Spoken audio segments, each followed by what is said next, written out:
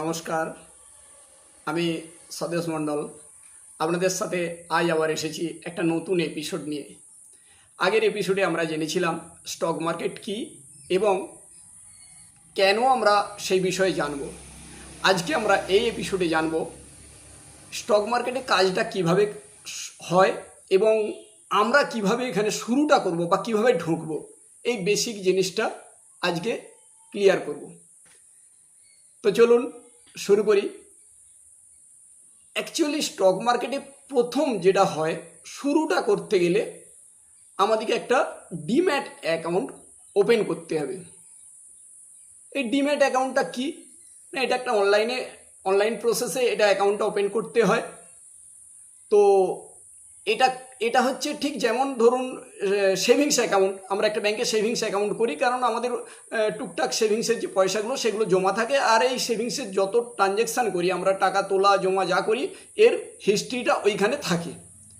ঠিক সেই রকমই এই ডিম্যাট অ্যাকাউন্টটাতেও আমরা যে শেয়ারগুলো কেনা বেচা করব তার হিস্ট্রিটা ওখানে পাবো, এবং ওইটাতে যে আমরা স্টকগুলো কিনে কিনে যে জমিয়ে রাখবো সেগুলো আমরা ওইখানে দেখতে পাবো। এই হচ্ছে একটা বেসিক জিনিস। তার জন্য আমাদেরকে একটা ডিম্যাট অ্যাকাউন্ট ফার্স্ট ওপেন করতে হবে। তারপর এবার আমরা জানবো ডিম্যাট অ্যাকাউন্ট ওপেন হয়ে গেল, এবার কেনা বেচাটা কীভাবে হবে না, এই কেনা বেচার একটা নির্দিষ্ট টাইম আছে। কীরকম না, যদি কোনো হলিডে না থাকে তাহলে আমাদের মোটামুটি সকাল 9টা থেকে বৈকাল 3:30 অবধি এই মার্কেটটা খোলা থাকে, সোম থেকে শুক্রবার। অর্থাৎ আমরা যদি কোনো কিছু কেনাবেচা করি সেটা আমাদেরকে ওই টাইমের মধ্যেই করতে হবে, সকাল 9:15 বৈকাল 3:30, 3:15 থেকে 3:30-এর মধ্যে। 3:30-তে ওটা পুরোপুরি ক্লোজ হয়ে যায়। এই টাইমের মধ্যেই আমাদেরকে কেনাবেচা করতে হবে। বোঝা গেছে?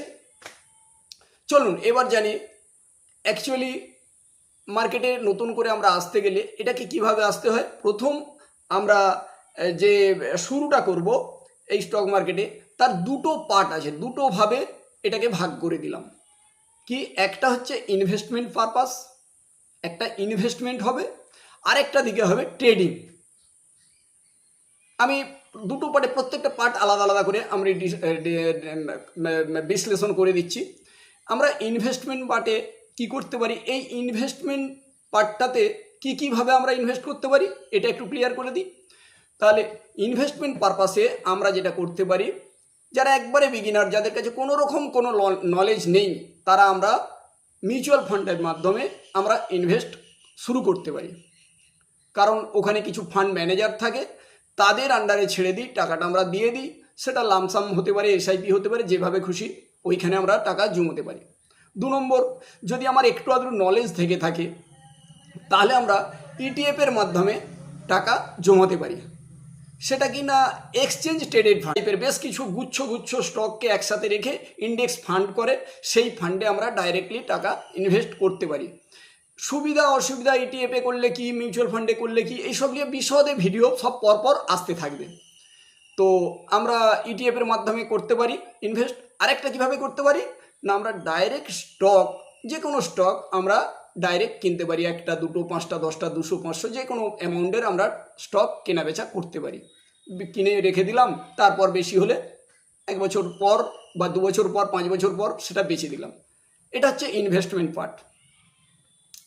আর ট্রেডিং পার্টটা কি, ট্রেডিংটাকে আমরা দুটো ভাগে ভাগ করলাম। একটা হচ্ছে সুইং ট্রেডিং, সুইং ট্রেডিংটা কি, আর একটা ইন্টারডে ট্রেডিং বা ডে ট্রেডিং। সুইং ট্রেডিংটা কি না, সুইং ট্রেডিংটা হচ্ছে আজকে কিনবো, আজকেও বেচতে পারি, কালকেও বেচতে পারি, 1 মাস পরে বেচতে পারি, 6 মাস পরে বেচতে পারি। অর্থাৎ আমরা আজকে কিনে 1 বছরের আগে যদি বেচে দিই সেটাকে আমরা সুইং ট্রেডিংয়ের আওতায় ফেলতে পারি, কারণ সেটা হবে আমাদের শর্ট টার্ম ক্যাপিটাল গেন।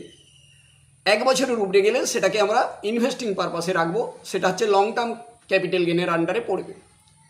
তাহলে বোঝা গেল সুইং ট্রেডিং আমরা কিভাবে হচ্ছে। আর এবার হচ্ছে trading, direct trading, day trading. Day trading মানে ইন্টারডে যেটাকে বলা হয়। এই ইন্টারডে ট্রেডিং মানে আজকে কিনবো আজকেই বেচবো, এটা হচ্ছে ইন্টারডে ট্রেডিং।